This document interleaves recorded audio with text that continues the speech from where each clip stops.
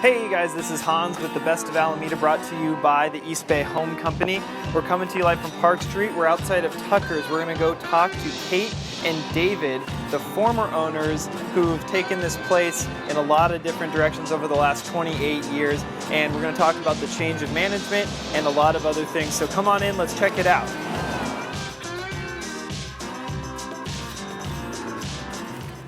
All right, so Kate and David, thank you so much for sitting down with us and sharing a little bit about the story and the history of Tucker's. It's our pleasure. All right, so why don't we just start with this? So tell us about Tucker's and your involvement in it over the last however many years. All right. Well, my involvement goes way back with Tucker's. As a child, we stopped at Tucker's on the way home from church every Sunday. I got 2 quarts of ice cream, and that was our dessert for Sunday dinner. Wow. And then I went to Alameda High, and a friend and I would trade places. One of us would stand in line at the deli next to where Tucker's was at that time, which is where Habana's is now. Okay. The other would stand in line at Tucker's, and we'd get 1 sandwich and share it, and 1 milkshake and share it. And then years later, the opportunity arose to buy Tucker's. Uh-huh. At that point, it had been moved off of the corner and was located where New York Pizza is now. Okay. So I took over then, and that was 1990, and started building it back up to what I'd remembered Tucker's being as a child.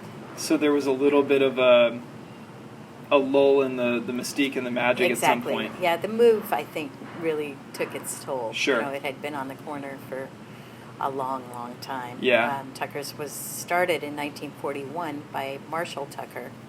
And he was almost immediately drafted. Wow. Because World War II broke out.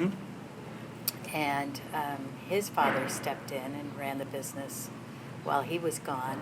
And then after Mr. Tucker retired, a couple of his kids took it over for a while. So I was actually the 3rd owner. Okay.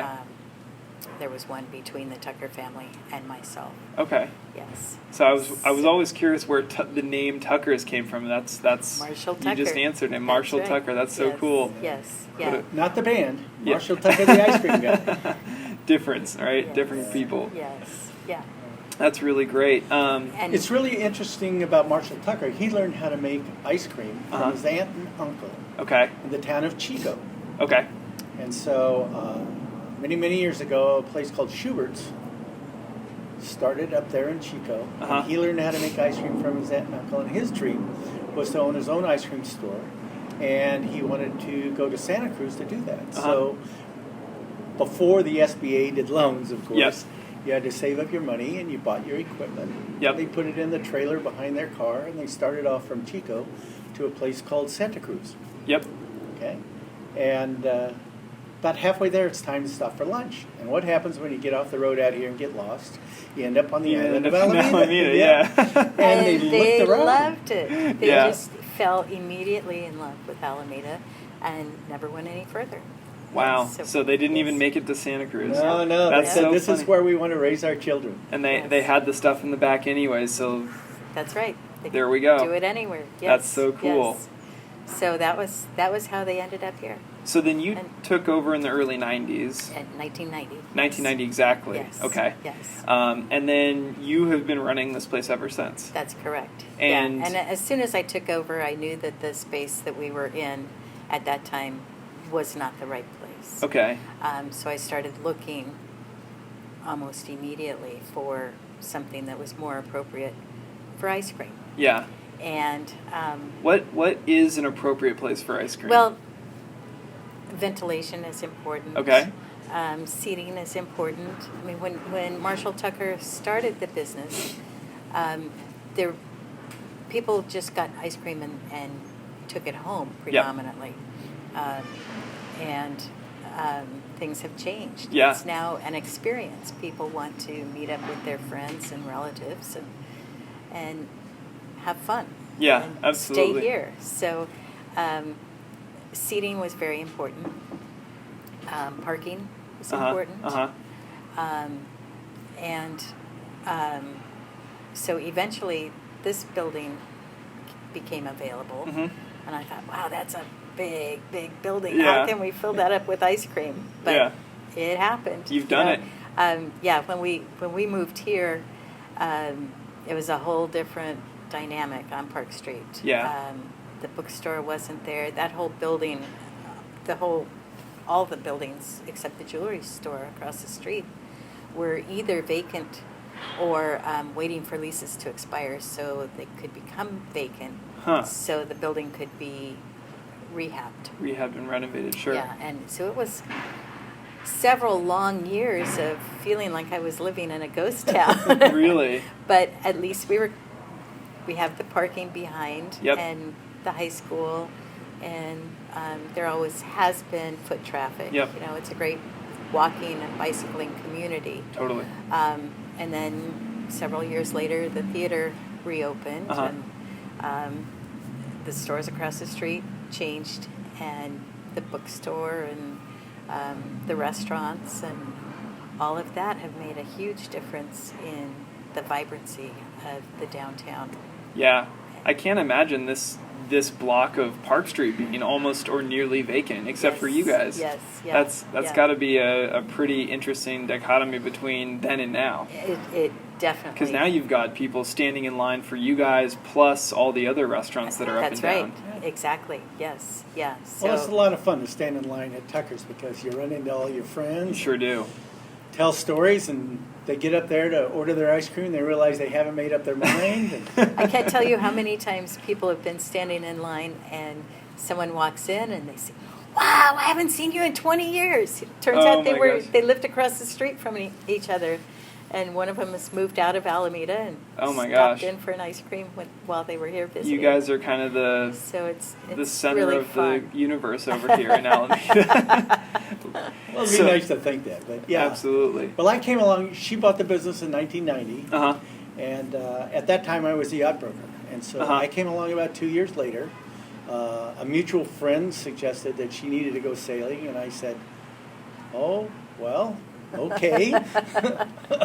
And she was going, I don't need this. But one thing led to another. And here we are, Here we 26 years later. That's and amazing. Having Yes. the time of our life. And Yes. And so, David, when did you get involved in Tucker's? Because you were originally in the yacht business Mhm. previously.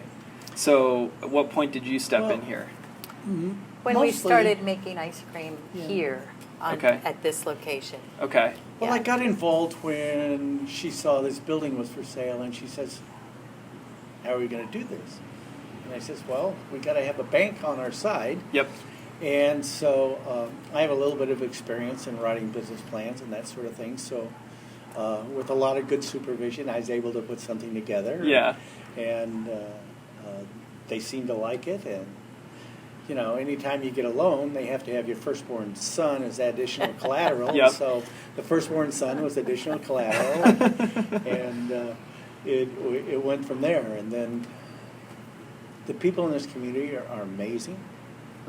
They have been very, very supportive. Yep.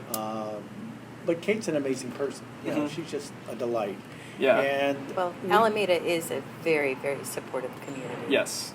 And we also draw from the greater community Yes. because we are close to the freeways Mhm. and Alameda is conveniently located. Oh, very much so. So we see, on the weekends especially, we see a lot of extended family groups. Some people are coming from Marin County, some are coming from San Jose. Uh-huh. They meet here in the middle. Yeah. They all So- somehow end up at Tucker's. So Yeah.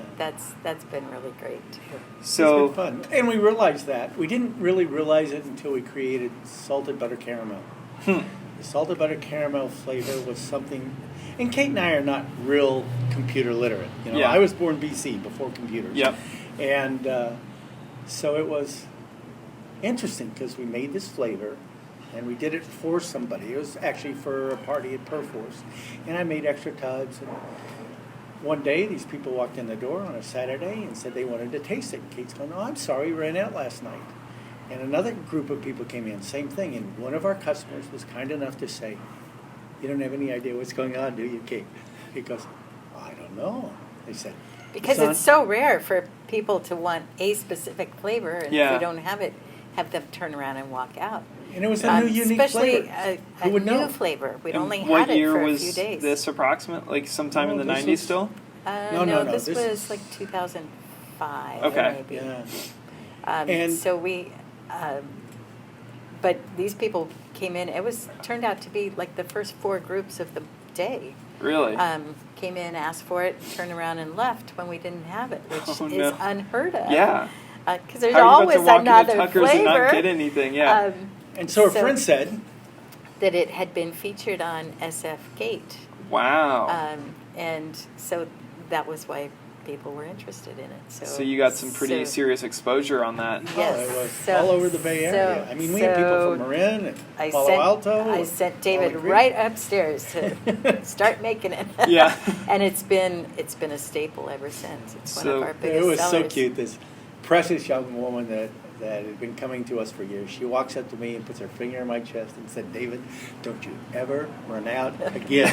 And I promised her I wouldn't, and we haven't. So. That's so great. Yeah. So, speaking of adding flavors and more specifically your layer of history on Tucker's as an establishment here, what are some of the things that you guys have done, location and then adding the salted butter caramel, but what else has happened here that has been part of your tenure that you think is unique to you guys? We just keep making new flavors. Yeah. Some of our best flavors have been customer suggestions. Oh, really? Yes.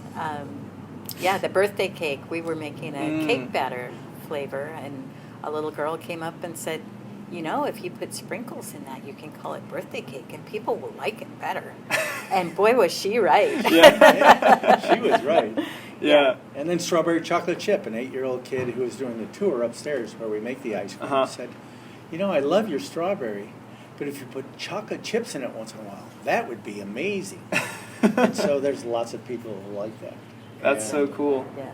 I think the other thing is a lot of people have come to us because they know we can cross-introduce information to the public, like at the holidays and that sort of thing when the Nutcracker was going on, and they were doing it here in the community, and Kaufman was still open. Yeah. It'll be open again someday for them, but they said, what would you be able to do to help us do this? And so we did a flavor naming contest. To help market the Nutcracker. Yeah. And so we had fun And with also it. to make it fun. So Yeah. we'd host an evening where we made a special flavor that was Nutcracker themed somehow. It's different every year.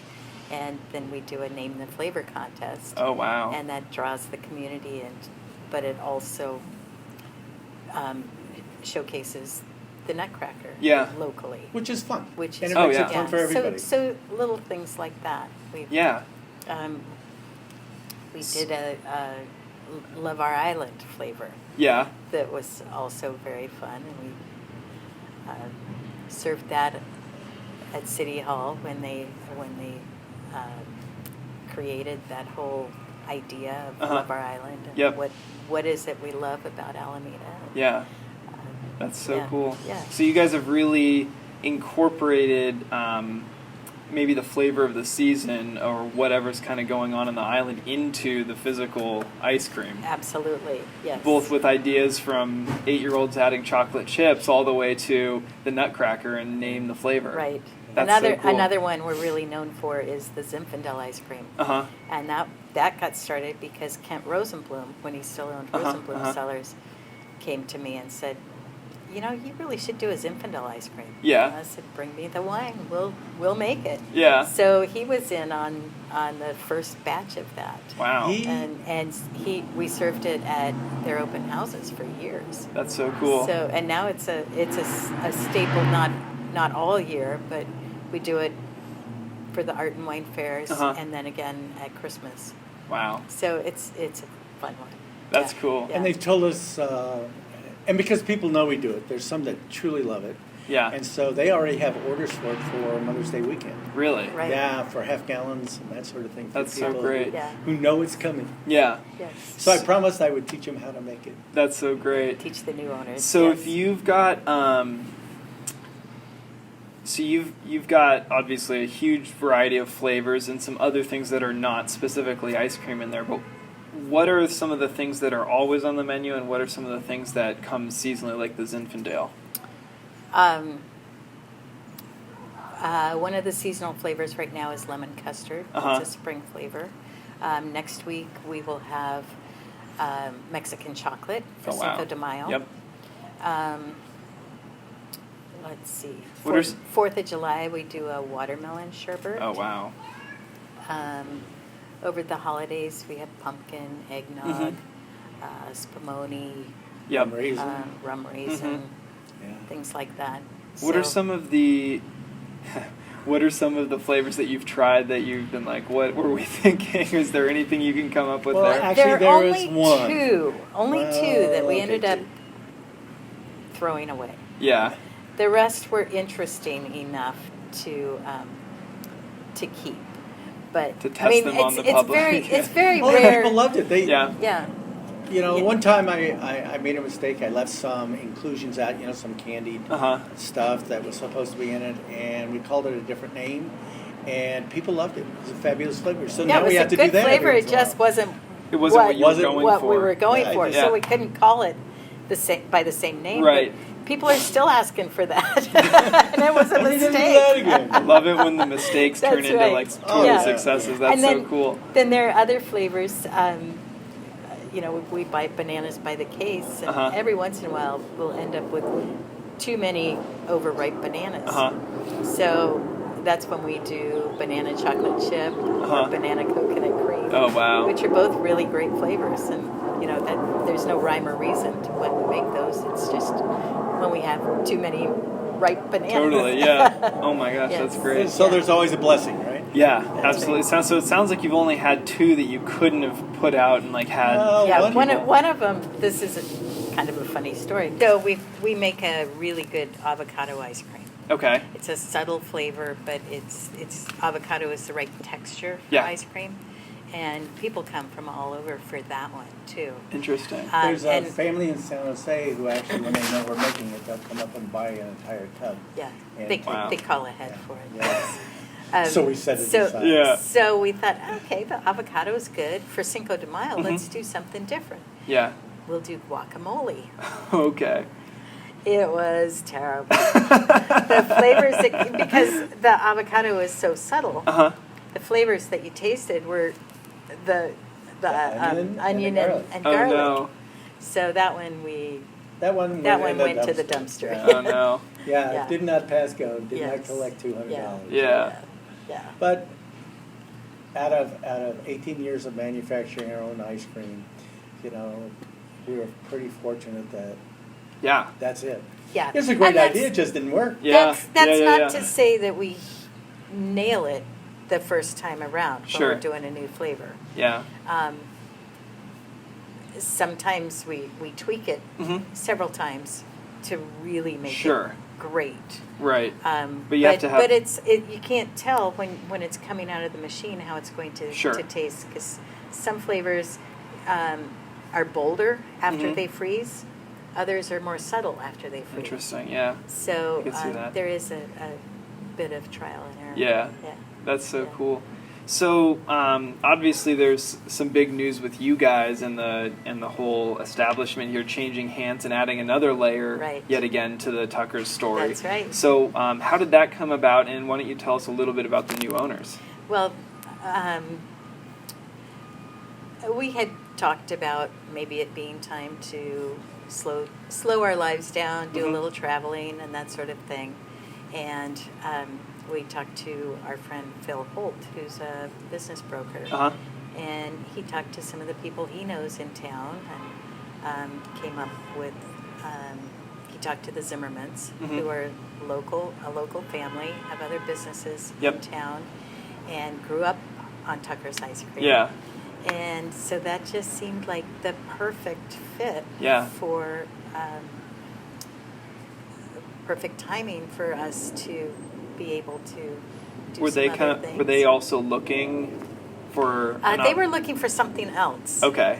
They were looking for office space. Oh, so But they got they an were- ice cream parlor They were instead. intrigued with this. Yes. So it's the ideal situation for Tuckers, for the community, Yeah. for us, and we think for them. And as I understand it, you actually served some of them when they were kids, right? They would come in Absolutely, here yeah. They grew up. and they actually grew up coming to Tucker's ice cream. and Yes. so it's literally like you've seen them kind of grow up in the ice cream Yes. store, and now here Yes. they are. Yes. What a cool story. Yeah. Yeah. And yes. So it's Well, they're very it's excited ideal. about it. Yes. They really are excited Right. about Yes. it. And they're I think part of the energy is that this is something that's youthful, and we're here for children of all ages. Of course, yeah. You got to bring the child in you right out. Yeah, you know? yeah.